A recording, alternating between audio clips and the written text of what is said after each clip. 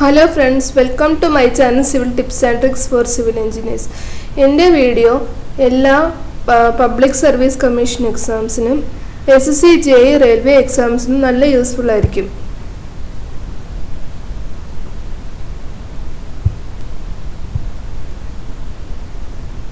ഇന്ന് ഡിസ്കസ് ചെയ്യാൻ പോകുന്ന ടോപ്പിക് ബിൽഡിംഗ് മെറ്റീരിയൽസ്. കഴിഞ്ഞ ക്ലാസ്സിൻ്റെ രണ്ടാമത്തെ പാർട്ടാണ്, സിമെൻറ്റിൻ്റെ രണ്ടാമത്തെ പാർട്ടാണ് എടുക്കുന്നത്. സിമെൻറ്റിൽ രണ്ടാമത്തെ part laboratory test, field test, chemical composition of cement ആണ് എടുക്കുന്നത്. ലബോറട്ടറി ടെസ്റ്റിൽ വരുന്നതാണ് chemical composition, compressive strength, consistency, initial setting time, final setting time, soundness, tensile strength, പിന്നെ ഫൈനസ്. ഫീൽഡ് ടെസ്റ്റിൽ colour, physical properties, presence of lumps. അടുത്തത് laboratory test for cement. Then laboratory test is carried out to decide the quality of cement sample should be collected from. സിമെന്റിന്റെ quality കണ്ടുപിടിക്കാനാണ് നമ്മൾ laboratory test ചെയ്യുന്നത്. ആദ്യം വന്നിട്ട് നമ്മൾ cement ഹീപ്പായിട്ടിടണം. Heap എന്ന് പറഞ്ഞാൽ മല പോലെ കുന്നുപോലെ ഇടണം. ഓക്കെ, എന്നിട്ട് അവിടെ നിന്ന് 12 പോയിന്റ്സ് നമ്മൾ ടെസ്റ്റ് ചെയ്യാനായിട്ട് ഉള്ള സിമെന്റ് എടുക്കും. ഓക്കെ, സിമെന്റ് ലൂസായിരിക്കുന്ന സമയത്താണ് ഹീപ്പായിട്ട് ഇടുക എന്ന് പറഞ്ഞത്. ഓക്കെ, ആ ഒരു സമയത്ത് നമ്മൾ 12 പോയിന്റ്സ് അതിൽ നിന്ന് സിമെന്റ് എടുത്ത് സാമ്പിളായിട്ട് യൂസ് ചെയ്യുകയാണെങ്കിൽ യൂസ് ചെയ്യണം. അടുത്തത് വന്നിട്ട് ബാഗ്സ്, മീൻസ് സിമെന്റ് ബാഗിലിരിക്കുന്ന സമയത്ത്, ലൂസല്ല ബാഗിലിരിക്കുന്ന സമയത്ത് നമ്മൾ 12 ഡിഫറെൻറ്റ് ബാഗ്സിൽ നിന്ന് നമ്മൾ സാമ്പിൾസ് കളക്ട് ചെയ്യണം. പിന്നെ 50 ന്യൂട്ടൺ അല്ലെങ്കിൽ 5 kilogram sample of cement is prepared for test. 50 ന്യൂട്ടണോ അല്ലെങ്കിൽ 5 kg of cement is prepared for testing. Chemical composition according to IS 269/1998, composition of ordinary Portland cement shall satisfy the following condition. Lime saturation factor വന്നിട്ട് percentage of lime to that of silica to iron oxide നോക്കണം.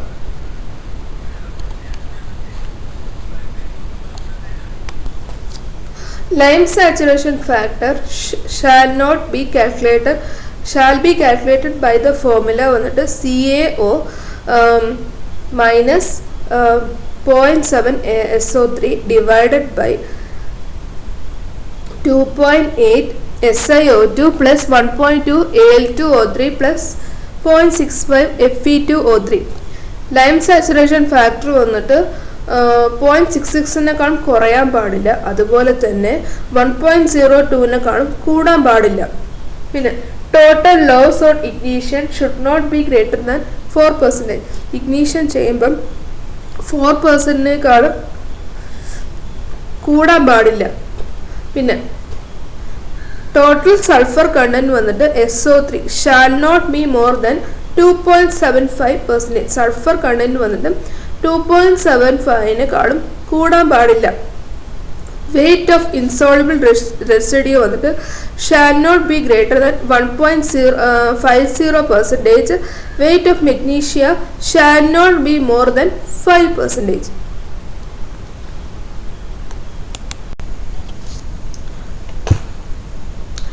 Contents amount percentage of alumina to iron oxide വന്ന് shall not be less than 0.66. Okay, lime saturation factor ratio of percentage of lime to that of silica, alumina and iron oxide വന്നിട്ട് shall not be less than 0.66 and not more than 1.02. loss on ignition വന്നിട്ട് should not be greater than 4%. total sulfur content വന്നിട്ട് not be more than 2.75%. weight of insoluble residue വന്നിട്ട് shall not be greater than 1.50%. weight of magnesia വന്നിട്ട് shall not be more than 5%. ഈ ഒരു values ഒക്കെ പഠിക്കാനായിട്ട് കുറച്ച് പാടായിരിക്കും. ഓക്കെ, അപ്പോൾ അടുത്ത സ്ലൈഡിൽ ഇത് പെട്ടെന്ന് എങ്ങനെ നമുക്ക് മീൻസ് ഇത് പെട്ടെന്ന് എങ്ങനെ നമുക്ക് ആൻസർ ചെയ്യാം എന്നുള്ള അടുത്തത് വന്നിട്ട് ഞാൻ എടുക്കുന്നുണ്ട്, shortcuts. Loss on ignition shall not be greater than 4%. 4%-നേക്കാളും കൂടാൻ പാടില്ല. ലോസ് എന്ന് എഴുതിയിട്ട് എല്ലിരിക്കില്ല, എല്ല് വന്നിട്ട് ഒരു ലൈൻ വരയ്ക്കുമ്പം അത് വന്നിട്ട് 4 പോലെ ആയിരിക്കും ഇരിക്കുന്നത്. അപ്പം ലോസിൽ 4% ഓർത്ത് വയ്ക്കാൻ പറ്റും. ടോട്ടൽ സൾഫർ കണ്ടന്റ് വന്നിട്ട് shall not be greater than 2.75%. ഇപ്പോൾ സൾഫർ എഴുതുക. ഓക്കെ, സൾഫർ എഴുതിയിട്ട് സൾഫറിൽ 6 ഇരിക്കില്ല, ലാസ്റ്റിൽ 6 ഉണ്ടല്ലോ, അത് തിരിച്ചിടുമ്പോൾ 2 പോലെ ആയിരിക്കും ഇരിക്കുന്നത്. ഓക്കെ, സോ എസ് വന്നിട്ട് S47 വരും. 7-ലെ ആദ്യത്തെ ലെറ്റർ എന്തായിരിക്കും? എസ് ആയിരിക്കും. ഓക്കെ, 5 വന്നിട്ട് എങ്ങനെ ഓർത്ത് വെക്കുന്നതെന്ന് വെച്ച് കഴിഞ്ഞാൽ എസ് വന്നിട്ട് 5 പോലെയല്ലേ എഴുതുന്നത് നമ്മൾ. So S is like 5. Okay, അപ്പോൾ പെട്ടെന്ന് നമ്മൾ ഓർത്ത് വയ്ക്കാൻ പറ്റും. സൾഫർ കണ്ടന്റ് എന്തായിരിക്കും? 2.75%. Okay, percentage of insoluble residue. Okay, അത് വന്നിട്ട് 1.5%. ഓക്കെ, 1.5% ഐ ഉണ്ടല്ലോ, ഇൻസോളിബിൾ റെസിഡ്യൂ അല്ല ഐ, അത് എഴുതുക. ഐയിൽ ആദ്യത്തെ 1 വന്നിട്ട് 1 ഉണ്ടാവുക. 1 മീൻസ് ഐയിലെ ലൈൻ ഉണ്ടല്ലോ, അത് 1 ആയിട്ട് നമ്മൾ ഓർത്ത് വയ്ക്കുക.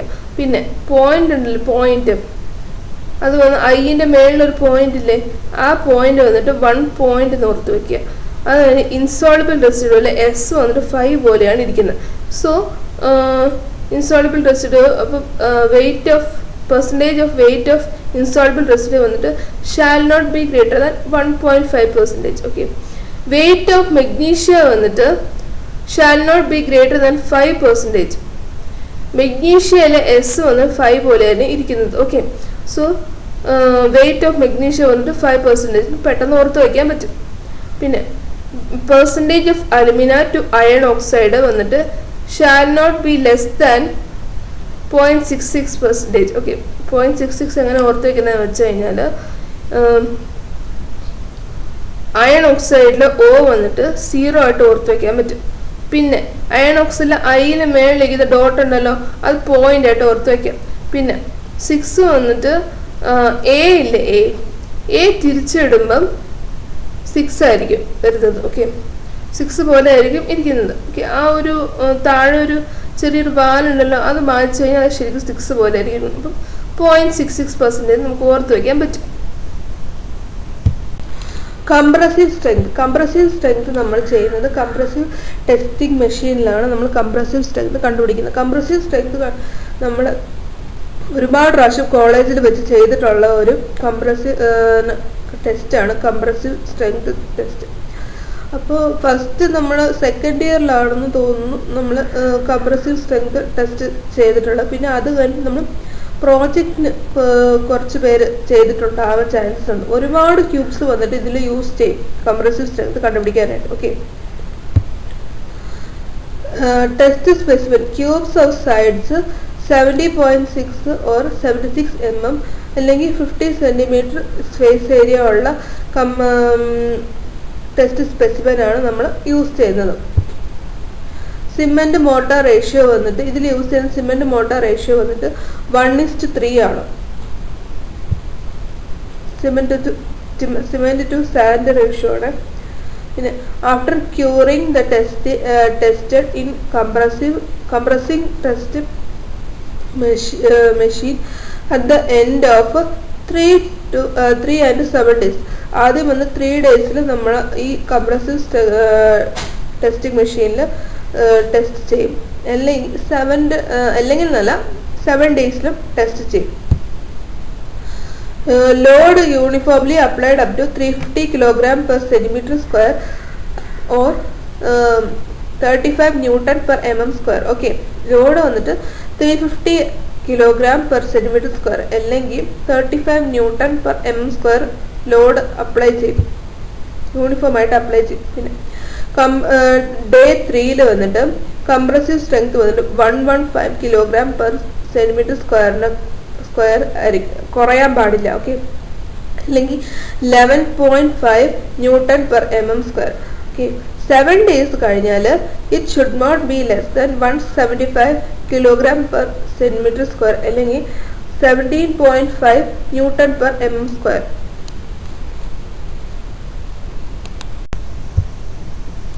Consistency.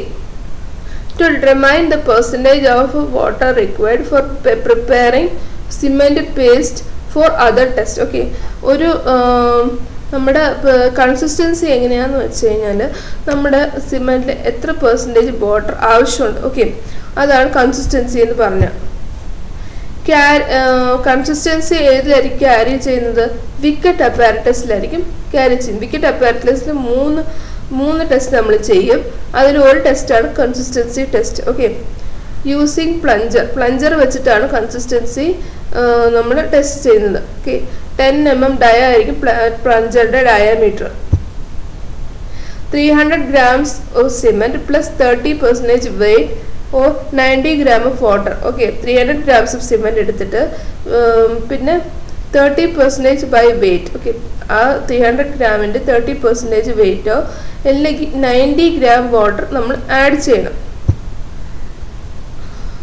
Time of gauging, interval between the addition of water to the commencement of filling the mould. Okay, time of gauging എന്ന് പറഞ്ഞു കഴിഞ്ഞാൽ നമ്മുടെ മൗണ്ടിൽ നമ്മൾ ആദ്യം സിമെൻറ്റ് നമ്മൾ മിക്സ് ചെയ്യൂലേ, ഫസ്റ്റ് നമ്മൾ വാട്ടർ ആഡ് ചെയ്യുന്ന ആ സമയത്ത്, പിന്നെ ആഡ് ചെയ്ത് കഴിഞ്ഞിട്ട് മിക്സ് ചെയ്തിട്ട് കറക്റ്റായിട്ട് മോൾഡിലോട്ട് പ്ലേസ് ചെയ്യുന്ന ആ ഒരു സമയത്തിന് പറയുന്നതാണ് time of gauging.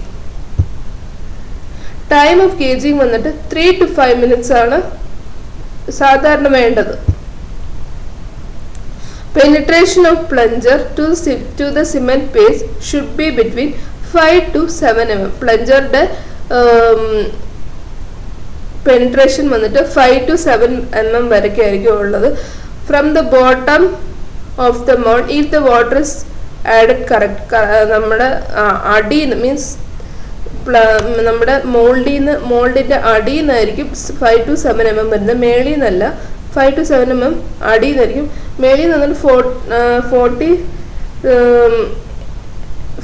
mm minus 5 അല്ലെങ്കിൽ 7 mm ചെയ്യുമ്പം അതിൻ്റെ ആൻസർ കിട്ടും. എത്ര mm വരെയൊക്കെയായിരിക്കും പെനിട്രേറ്റ് ചെയ്യേണ്ടത് പറഞ്ഞു. ഓക്കെ, ഇതാണ് ഒരു വിക്കറ്റ് അപ്പാരറ്റസ്. അപ്പം മോൾഡ് വന്നിട്ട് ആ റിങ് മാതിരി കാണിച്ചിരിക്കുന്നില്ലേ, അതാണ് മോൾഡ്. ഓക്കെ, പിന്നെ നീഡിൽ ഓർ ആനുലർ കോളം വന്നിട്ട് നമ്മൾ ഫൈനൽ സെറ്റിംഗ് ടൈം അല്ല ഇനിഷ്യൽ സെറ്റിംഗ് ടൈം നോക്കാൻ വേണ്ടിയിട്ടാണ് നീഡിൽ അല്ലെങ്കിൽ ആനുലർ കോളം യൂസ് ചെയ്യുന്നത്. ഓക്കെ, പിന്നെ പ്ലഞ്ചർ വന്നിട്ട് നമ്മൾ കൺസിസ്റ്റൻസി നോക്കാൻ വേണ്ടിയിട്ടാണ്.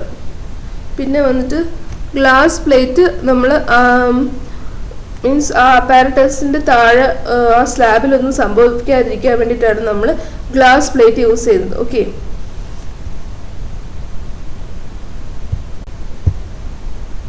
അടുത്തത് സെറ്റിംഗ് ടൈം. സെറ്റിംഗ് ടൈം നമ്മൾ പിക്കറ്റ് അപ്പാരറ്റസ് വെച്ചായിരിക്കും കണ്ടുപിടിക്കുന്നത്. Okay, use to detect the deterioration of cement due to storage. Okay, ഇപ്പം നമ്മൾ സിമെൻറ്റ് സ്റ്റോർ ചെയ്യൂലേ, സിമെൻറ്റ് സ്റ്റോർ ചെയ്യുമ്പം അതിന് ഒരു 30 days വരെയും നമുക്ക് സിമെൻറ്റ് സ്റ്റോർ ചെയ്യാൻ പറ്റും. ഓക്കെ, പക്ഷേ 30 days കഴിഞ്ഞ് ഇല്ല 3 months വരെയും നമ്മൾ സിമെൻറ്റ് വന്നിട്ട് സ്റ്റോർ ചെയ്യാൻ പറ്റും. 3 months കഴിഞ്ഞ് കഴിഞ്ഞാൽ സിമെൻറ്റ് സ്ട്രെങ്ത് കുറയും. ഓക്കെ, സോ അതിൻ്റെ സ്ട്രെങ്ത് കുറഞ്ഞു കഴിയുമ്പം നമ്മൾ സാധാരണ കൺസ്ട്രക്ഷന് വേണ്ടി യൂസ് ചെയ്യാൻ പറ്റത്തില്ല. അപ്പം ഈ ഒരു സെറ്റിംഗ് ടൈം മീൻസ് കറക്റ്റായിട്ട് നല്ല സെറ്റിംഗ് സ്റ്റോറേജിനാൽ സെറ്റിംഗ് ടൈമിൽ എന്തെങ്കിലും കുഴപ്പമുണ്ടോ എന്ന് കണ്ടുപിടിക്കാനാണ് initial setting time final setting time കണ്ടുപിടിക്കുന്നത്. It is carried out to determine initial setting time of cement paste. Okay, initial setting time നമ്മുടെ initial setting time of ordinary Portland cement വന്നിട്ട് 30 minutes ആണ്. Final setting time വന്നിട്ട് 10 hours ആണ്. Okay, so first setting ആദ്യം തൊട്ട് try calcium silicate ഉണ്ടല്ലോ, അത് വന്നിട്ട് എത്ര നേരം എടുക്കും എന്ന് അറിയാൻ വേണ്ടിയിട്ടാണ് ഇനിഷ്യൽ സെറ്റിംഗ് ടൈം നമ്മൾ ചെയ്യുന്നത്. It is carried out to determine initial setting time of cement paste. This test is carried out in Wickett apparatus using a square needle of 1 mm into 1 mm. Wickett apparatusലാണ് ചെയ്യുന്നത്. ഞാൻ പറഞ്ഞല്ലോ square നീഡിലാണ് initial setting time use ചെയ്തത്. 1 mm into 1 mm. Initial setting time is the interval between the addition of water to cement and the stage when the needle penetrates the cement paste up to 5 mm from the bottom. Initial setting time interval എന്താണെന്ന് വെച്ച് കഴിഞ്ഞാൽ water add ചെയ്യൂലേ, സിമെൻറ്റിൽ വന്നിട്ട് water add ചെയ്ത് കഴിഞ്ഞിട്ട് ആ water add ചെയ്യുന്ന സമയം തൊട്ട് സിമെൻറ്റ് നീഡിൽ പെനിട്രേറ്റ് ചെയ്യുന്നത് വരെ, മീൻസ് 5 mm വരയ്ക്കും, ബോട്ടമിൽ നിന്ന് 5 mm വരയ്ക്കും പെനിട്രേറ്റ് ചെയ്യുന്നത് വരെ ആണ് ഇനിഷ്യൽ സെറ്റിംഗ് ടൈം നമ്മൾ നോക്കുന്നത്. ഓർഡിനറി പോർട്ട്ലാൻഡ് സിമെൻറ്റിൽ വന്ന് ഇനിഷ്യൽ സെറ്റിംഗ് ടൈം 30 മിനിറ്റ്സിനേക്കാളും കുറയാൻ പാടില്ല. ഫൈനൽ സെറ്റിംഗ് ടൈം എന്താണെന്ന് വെച്ച് കഴിഞ്ഞാൽ ഇനിഷ്യൽ സെറ്റിംഗ് ടൈം കഴിഞ്ഞിട്ട് 10 hours വരെയും പിന്നെ ഫൈനൽ സെറ്റിംഗ് ടൈം ആയിരിക്കും നടക്കുന്നത്. ഓക്കെ, അപ്പോൾ അത് പ്രോഗ്രസീവ് സ്ട്രെങ്ത് ആയിരിക്കും ഫൈനൽ സെറ്റിംഗ് ടൈമിൽ ഉണ്ടാകുന്നത്. This test is carried out to determine final setting time of cement paste. ഈ ടെസ്റ്റ് ചെയ്യുന്നത് ഫൈനൽ സെറ്റിംഗ് ടൈം കണ്ടുപിടിക്കാൻ വേണ്ടിയിട്ടാണ് ഫൈനൽ സെറ്റിംഗ് ടൈം ചെയ്യുന്നത്. Okay, it is carried out in Wickett apparatus with annular collar. Okay, final setting time ചെയ്യുന്നത് annular collar വെച്ചിട്ടാണ്. പക്ഷേ initial setting time square നീഡിലാണ്. Okay, പിന്നെ കൺസിസ്റ്റൻസി എന്തായിരിക്കും, പ്ലഞ്ചർ വെച്ചിട്ടായിരിക്കും കൺസിസ്റ്റൻസി നമ്മൾ ടെസ്റ്റ് ചെയ്യുന്നത്. The final setting time is the interval between addition of water to cement and the time when the needle makes an impression on test block. The cement collar fails due to so. എങ്ങനെയാണെന്ന് വെച്ച് കഴിഞ്ഞാൽ നമ്മുടെ final setting time ഇന്ന് നമ്മുടെ water add ചെയ്തില്ല സിമെൻറ്റിൽ അവിടെ തൊട്ട് 10 hours വരയ്ക്കും, മീൻസ് 10 hours വരയ്ക്കും സെറ്റ് ആവില്ലേ, ആ സമയത്തിന് എടുക്കുന്ന ആ ഒരു ടൈമിന് പറയുന്നതാണ് final setting time. Water add ചെയ്ത് കഴിഞ്ഞിട്ട് പിന്നെ നമ്മുടെ നീഡിലുണ്ടല്ലോ അതൊരു ചെറിയൊരു ഇംപ്രഷൻ അതുപോലും വരാൻ പാടില്ല. അത് വരികയാണെങ്കിൽ അത് ശരിക്കും ആ സിമെൻറ്റ് വന്നിട്ട്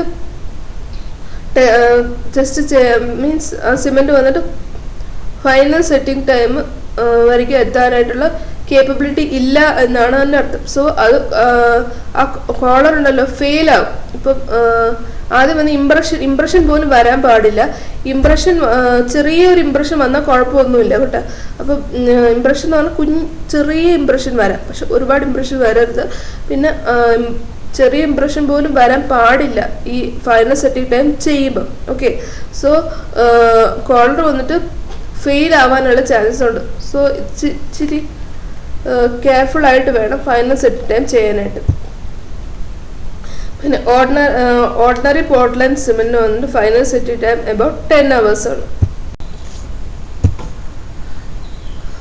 cement initial setting time, final setting time. Okay, initial setting ടൈമും ഫൈനൽ സെറ്റിംഗ് ടൈമിൽ ഒരുപാട് പ്രാവശ്യം ഞാൻ എഴുതിയല്ലോ, ഒരു 50% പേപ്പറിലും initial setting time final setting ടൈമിൽ നിന്ന് ക്വസ്റ്റ്യൻസ് ഒരുപാട് പ്രാവശ്യം വന്നിട്ടുണ്ട്. അപ്പം ഇതിൽ നിന്ന് ഒരു ക്വസ്റ്റ്യൻ വന്നിട്ട് നമ്മുടെ PSCന്ന് കൺഫേം ആയിട്ട് ചോദിക്കാനുള്ള ചാൻസസ് ഉണ്ട്. ഓക്കെ, സോ ഇത് പഠിച്ചേ പറ്റൂ.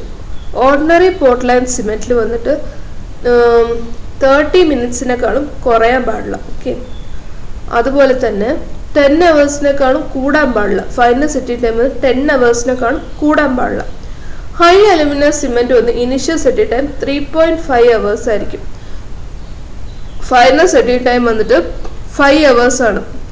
ലോ ഹീറ്റ് സിമെൻറ്റ് വന്നിട്ട് ഇനിഷ്യൽ സെറ്റിംഗ് ടൈം 1 hour ആണ്. അതുപോലെ തന്നെ ഫൈനൽ സെറ്റിംഗ് ടൈം 10 hours ആയിരിക്കും. ഫൈനൽ സെറ്റിംഗ് ടൈമും നമ്മുടെ ഓർഡിനറി പോർട്ട്ലാൻഡ് സിമെൻറ്റിൻ്റെയും ലോ ഹീറ്റ് സിമെൻറ്റിൻ്റെയും റാപ്പിഡ് ഹാർഡനിങ് സിമെൻറ്റ് മൂന്നിൻ്റെയും ഫൈനൽ സെറ്റിംഗ് ടൈം ഒരുപോലെ ആയിരിക്കും, 10 hours ആണ്. ഓക്കെ, പക്ഷെ ബാക്കിയുള്ള നമ്മുടെ ഹൈ അലുമിനിയയിലൊക്കെ വന്നിട്ട് ഫൈനൽ സെറ്റിംഗ് ടൈം 5 hours ആണ്. അതുപോലെ ക്വിക്ക് സെറ്റിംഗ് സിമെൻറ്റ് വന്ന് 30 minutes ആണ്. ഓക്കെ, അടുത്തൊന്ന് ക്വിക്ക് സെറ്റിംഗ് ടൈം വന്നിട്ട് initial setting time 5 minutes, final setting time 30 minutes. Okay, high aluminium cement വന്നിട്ട് ഇനിഷ്യൽ സെറ്റിംഗ് ടൈം 3.5 hours ആണ്, ഫൈനൽ സെറ്റിംഗ് ടൈം 5 hours ആണ്. Rapid hardening cement വന്നിട്ട് not less than 30 minutes, final setting time 10 hours. അപ്പം ഈ rapid hardening cement, quick setting cement നമ്മൾ പേര് വന്നിട്ട് നമുക്ക് കൺഫ്യൂസ് ചെയ്യാറുണ്ട്. ക്വിക്ക് സെറ്റിംഗ് എന്ന് പറഞ്ഞു കഴിഞ്ഞാൽ പെട്ടെന്ന് സെറ്റ് ആകുക. ഓക്കെ, അതാണ് quick setting. Rapid hardening cement എന്ന് പറഞ്ഞു കഴിഞ്ഞാൽ നമ്മുടെ സിമെന്റ് ഒന്ന് പെട്ടെന്ന് ഹാർഡൻ ആകുക, അതാണ് rapid hardening cement. Initial setting time quick സെറ്റിംഗിന് വന്നിട്ട് 5 മിനിറ്റ്സ് ആണ്, ഫൈനൽ സെറ്റിംഗ് ടൈം 30 മിനിറ്റ്സ് ആണ്. റാപ്പിഡ് ഹാർഡനിങ് സിമെന്റിൽ വന്നിട്ട് initial setting time not less than 30 minutes, അതുപോലെ തന്നെ final setting time 10 hours. Okay,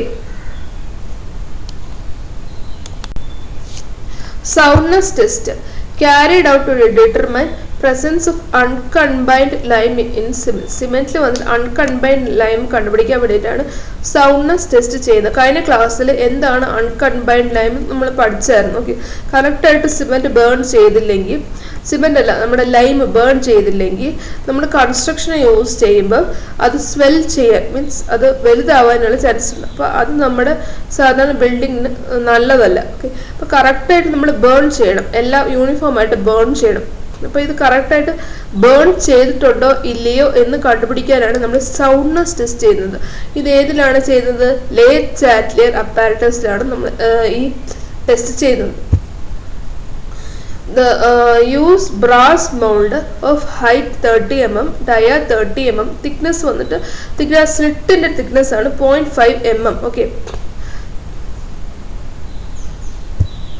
height വന്നിട്ട് 30 mm, ഡയം 30 mm. ഹൈറ്റും ഡയം പെട്ടെന്ന് ഓർത്ത് വയ്ക്കാൻ പറ്റും 30 mm, പക്ഷെ സ്ലിറ്റിന്റെ തിക്നെസ് വന്നിട്ട് 0.5 mm. ഓക്കെ, ഈ സ്ലിറ്റിന്റെ തിക്നെസ് വന്നിട്ട് OPCയിൽ 10 mm-നേക്കാളും കൂടാൻ പാടില്ല. മീൻസ് എൻലാർജ്മെന്റ് ഓഫ് സിമെന്റ് വന്നിട്ട് 10 mm-നേക്കാളും കൂടിക്കഴിഞ്ഞാൽ അത് നല്ല സിമെന്റ് അല്ല എന്നാണ് അതിനർത്ഥം. ഓക്കെ, എക്സ്പാൻഡ് ആവാനുള്ള, ആ സിമെന്റിന് എക്സ്പാൻഡ് ആവാനുള്ള ചാൻസസ് ഉണ്ട്. Soundness of high alumina cement and super sulfate cement is 5 mm. Okay, high alumina cementum super sulfate cementinum soundness വന്ന് 5 mm ആയിരിക്കും. ഓട്ടോക്ലേവ് ടെസ്റ്റും നമ്മൾ സൗണ്ട്നെസ് ടെസ്റ്റ് യൂസ് ചെയ്യും.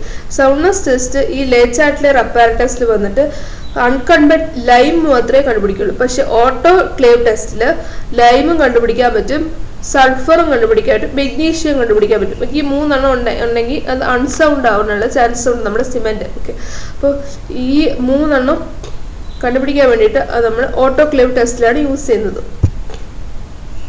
ഇതാണ് ലേ ചാറ്റ്ലിയർ അപ്പാരറ്റസ്. ഇത് നമ്മൾ സിമെന്റ് മൗൾഡ് നിറച്ചിട്ട് 2 സൈഡിലും നമ്മൾ ഗ്ലാസ്, ആ സ്ലൈഡ് കണ്ടല്ലോ, അത് യൂസ് ചെയ്യും. അത് വെച്ച് അടച്ചിട്ട് നമ്മൾ ടെസ്റ്റ് ചെയ്യും.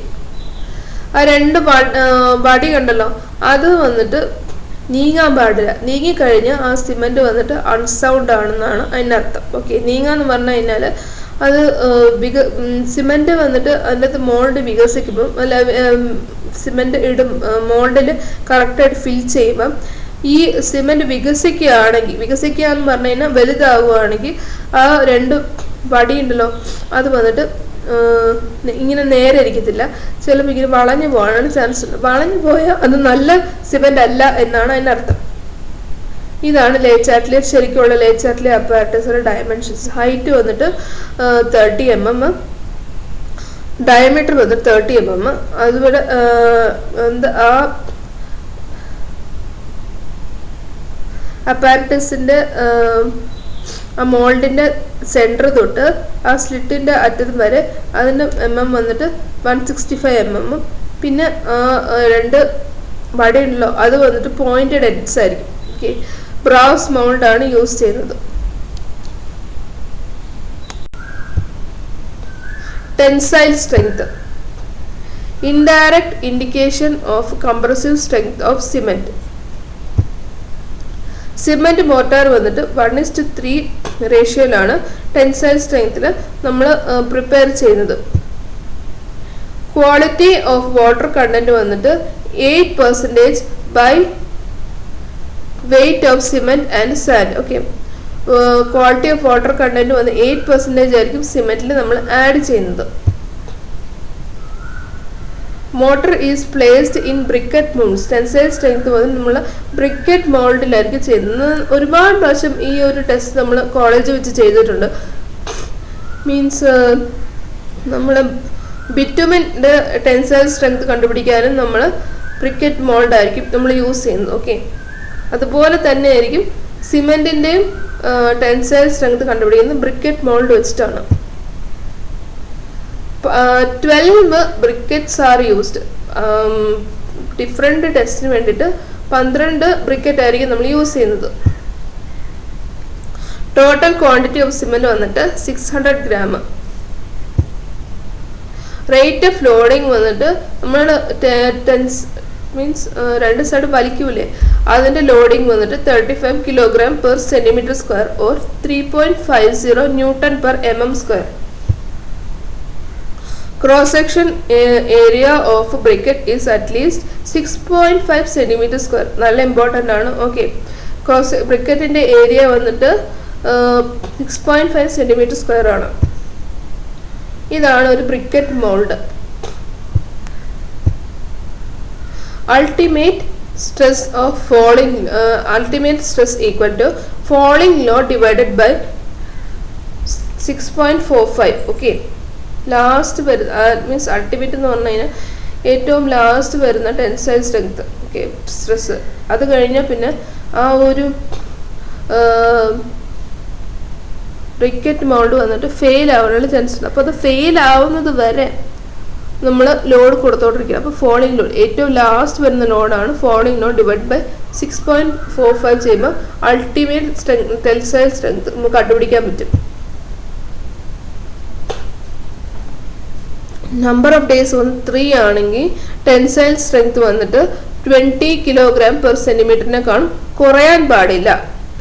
7 days ആണെങ്കിൽ 20 kg/cm കുറയാൻ പാടില്ല. രണ്ടും ഒന്ന് തന്നെയാണ്. അടുത്ത ക്ലാസ്സിൽ ഡിസ്കസ് ചെയ്യുന്നത് ഫൈനസ് of cement, varieties of cement, grades of cement. എൻ്റെ വീഡിയോ നിങ്ങൾ ഇത്രയും കണ്ടില്ലേ? ഇഷ്ടപ്പെട്ടെങ്കിൽ ഉറപ്പായിട്ടും ലൈക്ക് ചെയ്യുക. ഇഷ്ടപ്പെട്ടില്ലെങ്കിൽ ഡിസ്ലൈക്ക് ചെയ്താലും കുഴപ്പമില്ല. പക്ഷേ എൻ്റെ വീഡിയോ ഇഷ്ടപ്പെട്ടാൽ ലൈക്ക് ചെയ്യുക, സബ്സ്ക്രൈബ് ചെയ്യുക, ഷെയർ ചെയ്യുക. Thank you and all the best for your exams.